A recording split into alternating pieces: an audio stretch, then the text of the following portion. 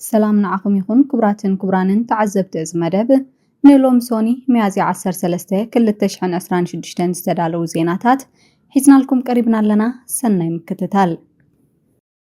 كونتات ليبانوس نابأسه يخيدالهم الجزيرة لوم سوني أبزوت أوت أبزاب سراويت ليبانوس حدا كاب أبالاتو زخونة وتهدر بسنكت بشومون تميازيا أب مبرق أو كفال بعلبك كتماش ميستار زقات أمامت قعت إسرائيل كوسيلو دحر متناحة تمال سنبت ميازيا 10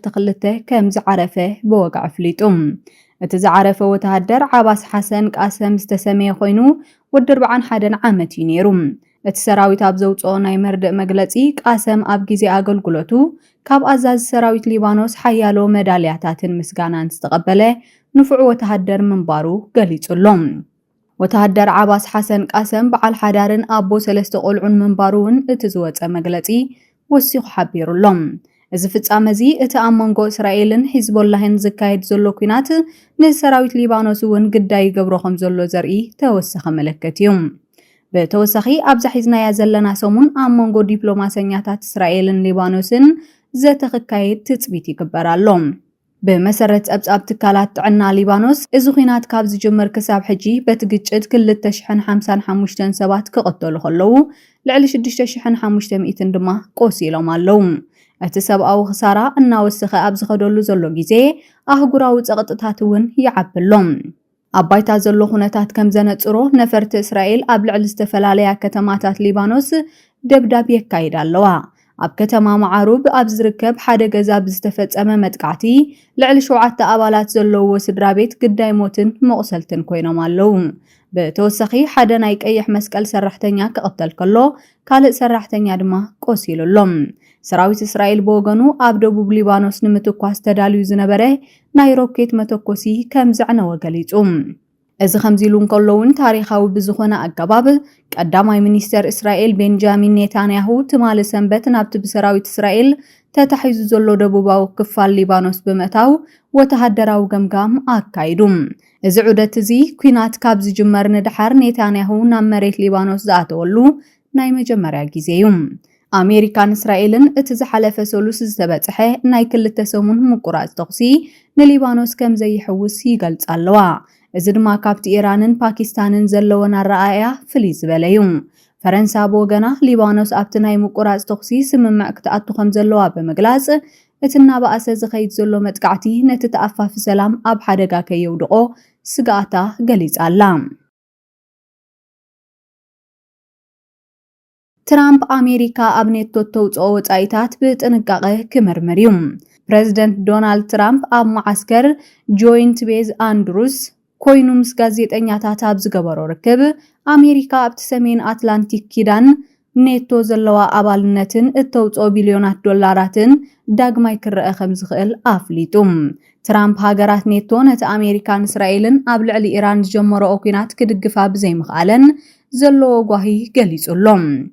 نساتهم مالت نيتو أبقون ينبرون كبل ترامب نغازيتانياتات تزاريبوم حجي كمتو يدوليلو غناخه حجي زخونا حق انيا سقات يلن بمبال اتكيدان أبتو وسان جيزي حاجز كم زي قبره بمتقاس نقفوهم ترامب وسيخو خمز قلتو أمريكان 10 عامتات نهاجرات إيروبا كاب روسيا نمكل تريليونات دولارات كتكفل متنحا أزيو زيرت عاو خوينو خمس سمعوه قليتهم ات بريزيدنت وسيخو نحنا يوكرين نمكل بليونات نوت علنا إذا دما أزيو صعوقن كبيدن مرمرا خقبرولو يبمبال أمريكا خابت خيدان كتوتس ويدما إجاما خطقنس كمتخيل آميتولو إذا مقلت زي آمونغو أمريكان ناي إيروبا مشارختان حدش دبلوماسيا هو ترخفت أركام زخيل يكمت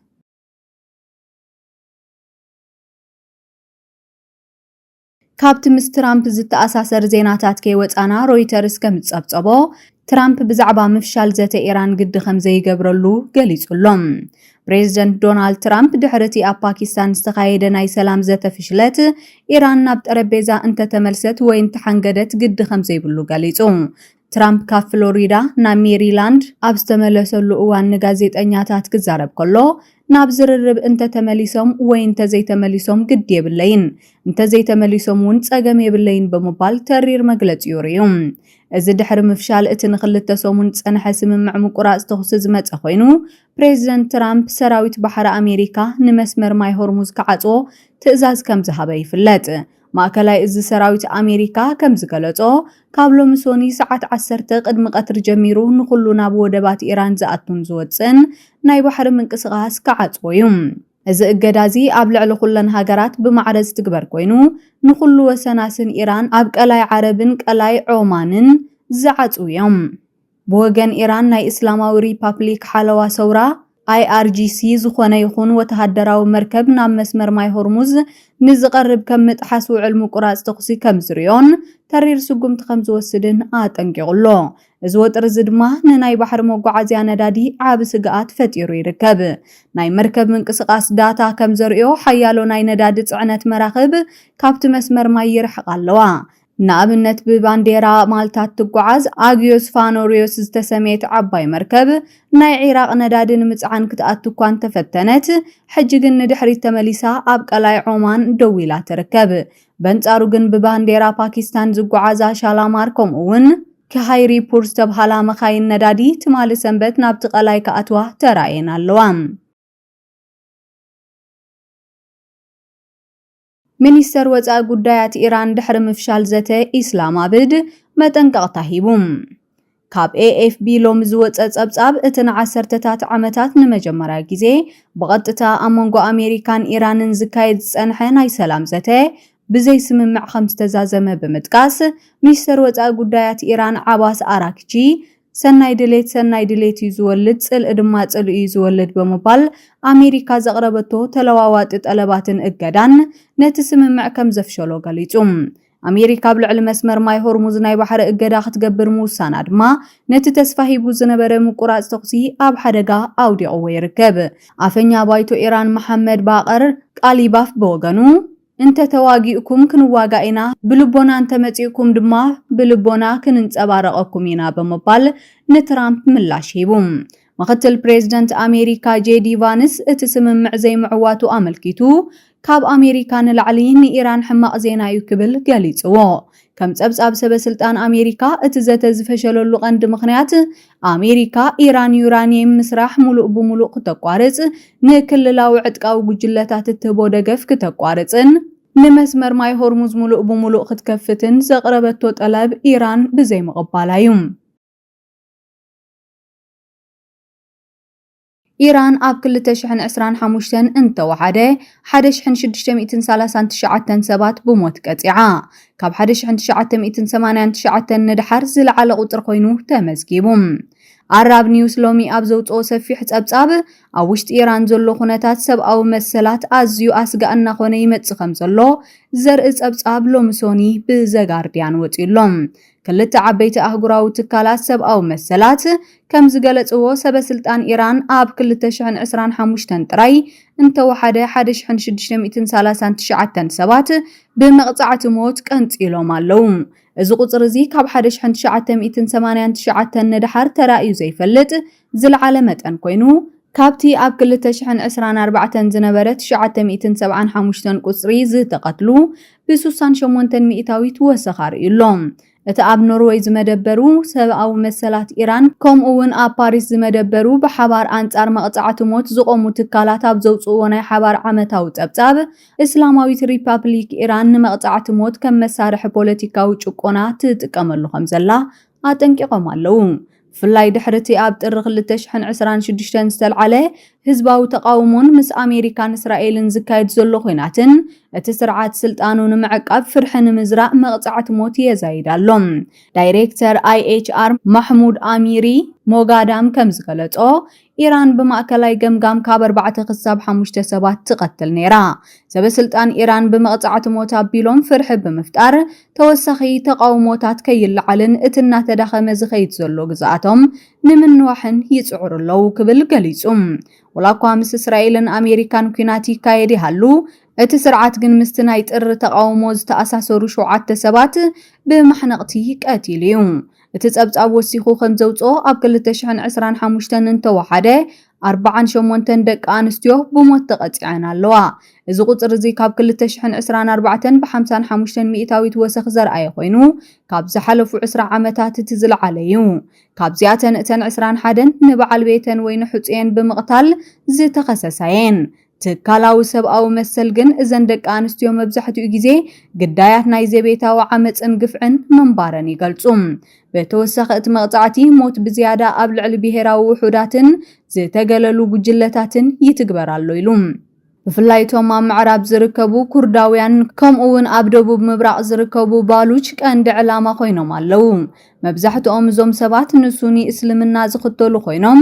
ብሰንኪ እምነቶምን ብሄሮምን ፖለቲካዊ ጸቕጢ ይወርዶም ከም ዘሎ ይንገር። ካብቲ ዝተፈጸመ መቕጻዕቲ ሞት ዳርጋ ፍርቁ ምስ ገበናት ምስግጋር ዕፀ ፋርስ ዝተኣሳሰር እዩ። መብዛሕትኡ ቅትለት ኣብ ውሽጢ ቤት ማእሰርቲ ዝፍጸም እኳ እንተኾነ ኣብ 2025 ግን ህዝባዊ ማሕነቕቲ ብሰለስተ ዕጽፊ ወሲኹ ናብ 11 በፂሑ ኣሎ። እዚ ድማ ኣብ ቅድሚ ህዝቢ ምሕናቕ ንሰባት ንምርዓድ ዝግበር ስጉምቲ እዩ። ትካላት ሰብኣዊ መሰላት ከም ኣምኒስቲ ኢንተርናሽናል ዝኣመሰሉ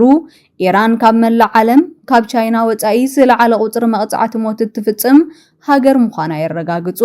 ሕጂ እውን ብኣሽሓት ዝቑጸሩ ኣብቲ ናይ ጥሪ 2026 ተቃውሞ ዝተኣሰሩ ሰባት ኣብ ትሕቲ ስጋኣት መቕጻዕቲ ሞት ይርከቡ።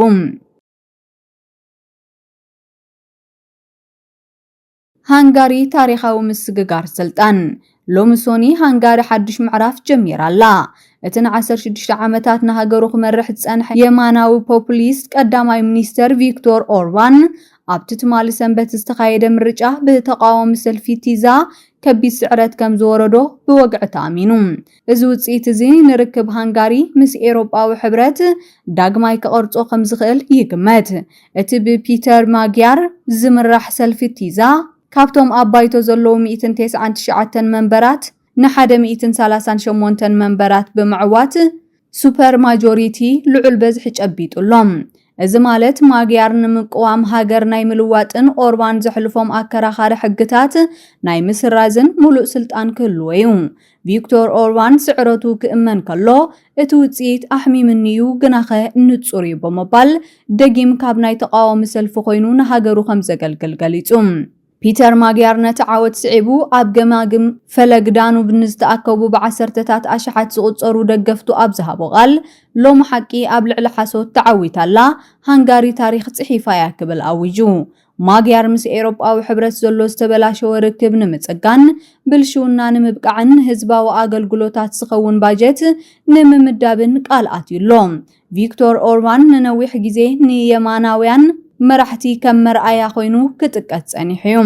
ምክትል ፕሬዝዳንት ኣሜሪካ ዴጂ ቫንስ ንኦርባን ንምሕጋዝ ቅድሚ ምርጫ ናብ ቡዳፔስት ተጓዒዙ ነይሩ እዩ። ዶናልድ ትራምፕ እውን ንኦርባን ብተኸታታሊ ክድግፎ ጸኒሑ እዩ። እዚ ስዕረት እዚ ድማ ንወፍሪ ትራምፕ ሕማቕ ምልክት ምዃኑ ይግለጽ ኣሎ። በንጻሩ መራሕቲ ኤውሮጳዊ ሕብረት በቲ ውጽኢት ተሓጒሶም ኣለዉ። ኡርሱላ ቮን ደር ሌየን ልቢ ኤውሮጳ ሎሚ ኣብ ሃንጋሪ ብሓይሊ ትሃርም ኣላ ክትብል ከላ ቀዳማይ ሚኒስተር ብሪጣንያ ኬር ስታርመር ድማ ነቲ ፍጻመ ታሪኻዊ ህሞት ክብል ገሊጽዎም። እቲ ንኦርባን ካብ ስልጣን ንምውራድ ዝተገብረ ጻዕሪ ቀንዲ ሞተሩ መንእሰያት ሃንጋሪ እዮም። ብመሰረት ጸብጻብ ካብቶም ዕድሚኦም ትሕቲ 30 ዓመት ዝኾኑ መረጽቲ እቶም 65 ሚእታዊት ኣንጻር ኦርባን እዮም ድምጾም ሂቦም። ሃንጋሪ ብሰንኪ ፖሊሲታት ኦርባን ኣብ ኤውሮጳዊ ሕብረት ኣዝያ ብልሽውቲ ሃገር ተባሂላ ክትውቀስ ምጽንሓ ንመንእሰያት ንለውጢ ከም ዝለዓዓሉ ገይርዎም እዩ።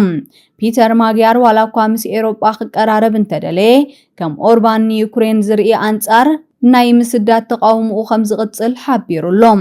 ይኹን እምበር ፕሬዝዳንት ዩክሬን ዘለንስኪ ምስ ተሓድሽ መንግስቲ ብሓባር ንምስራሕ ድልውነቱ ገሊጹሎም። ፕሬዝዳንት ዶናልድ ትራምፕ ንርእሰ ሊቃነ ጳጳሳት ይዝልፍ። ቢቢሲ ሎሚ ኣብ ዘውጽኦ ጸብጻብ ነቶም ብትውልዲ ኣሜሪካዊ ዝኾኑ ርእሰ ሊቃነ ጳጳሳት ካቶሊካዊት ቤተክርስትያን ሊዮን መበል 14 ጽቡቕ ስራሕ ኣይሰርሑን ዘለዉ ብምባል ከቢድ ነቐፌታ ኣውሪዱሎም። ትራምፕ ካብ ፍሎሪዳ ናብ ዋሽንግተን ኣብ ዝተመለሰሉ እዋን ንጋዜጠኛታት ክዛረብ ከሎ ነቶም ርእሰ ሊቃነ ጳጳሳት ኣዝዮም ሊበራል ዝኾኑ ሰብ ብምባል ገሊጽዎም። እዚ ተሪር መጥቃዕቲ ትራምፕ ዝመፀ ርእሰ ሊቃነ ጳጳሳት ሊዮን መበል 14 እቲ ኣሜሪካን እስራኤልን ኣብ ልዕሊ ኢራን ዘካይድኡ ዘለዋ ኩናት ብናይ ስልጣን ህውተታ ዝመፀ እዩ ክብሉ ድሕሪ ምግላጾም እዩ። ትራምፕ ኣብ ማሕበራዊ መራኸቢታቱ ኣብ ጸሓፎ ጽሑፍ ርእሰ ሊቃነ ጳጳሳት ሊዮን ኣብ ገበን ዝለሕልሑ እዮም፣ ኣብ ጉዳይ ናይ ወጻኢ ፖሊሲ ድማ ኣዝዮም ሕማቕ እዮም ኢልዎም። ብተወሳኺ ኢራን ናይ ኒውክለር ኣጽዋር ክህልዋ ጸገም የብሉን ዝብል ርእሰ ሊቃነ ጳጳሳት ከም ዘይደሊ ብምግላጽ እቲ ጳጳስ ካብቲ ራዲካል ጸጋማይ ዝበሎ ፖለቲካዊ ወገን ክወጹን ኣብ ክንዲ ፖለቲከኛ ምዃን ኣብቲ ናይ መንፈሳዊ መሪሕነቶም ከተኩሩን ጸዊዑ። እቲ ፕሬዝደንት ወሲኹ ከም ዝገለጾ ርእሰ ሊቃነ ጳጳሳት ሊዮን መበል 14 ነቲ ኣሜሪካ ኣብ ልዕሊ ቬኔዙዌላ ዘካየደቶ ወተሃደራዊ ስጉምቲ ብምንቃፎም እውን ቅር ከም ዝበሎ ሓቢሩ። ትራምፕ ኣነ ኣብ ዋይት ሃውስ እንተዘይህሉ ሊዮን እውን ኣብ ቫቲካን ኣይመሃለወን ብምባል እቲ ጳጳስ ነቲ ስልጣን ክረኽቡ ዝኽኣሉ ምስኡ ንምምጓት ተባሂሉ ዝተገብረ ፖለቲካዊ ስጉምቲ ከም ዝኾነ ኣሚቱ። ርእሰ ሊቃነ ጳጳሳት ሊዮን ቅድሚ ሕጂ እግዚኣብሔር ጸሎት ናይቶም ኩናት ዝውልዑ ሰባት ኣይሰምዕን እዩ ብምባል ነቲ ኩናት ይቃወሙ ምንባሮም ይፍለጥ። ይኹን እምበር ምምሕዳር ትራምፕ ነቲ ኣብ ልዕሊ ኢራን ዝካየድ ዘሎ ኩናት ሃይማኖታዊ ደገፍ ከም ዘለዎ ብምጥቃስ ንርእሰ ሊቃነ ጳጳሳት ሊዮን መበል 14 ከም መራሒ ሃይማኖት ዘይኮነስ ከም ፖለቲካዊ ኣካል ከም ዝሪኦም ኣነጺሩሎም። ክብራትን ክብራንን ንሎም ዝሓዝናዮም ዜናታት ነዞም ክትከታተልዎም ፀናሕኩም መስሉ ነይሮም። ኣብ ቀጻሊ ብኻልእ ትሕዝቶ ክሳብ ንራኸብ ሰላም።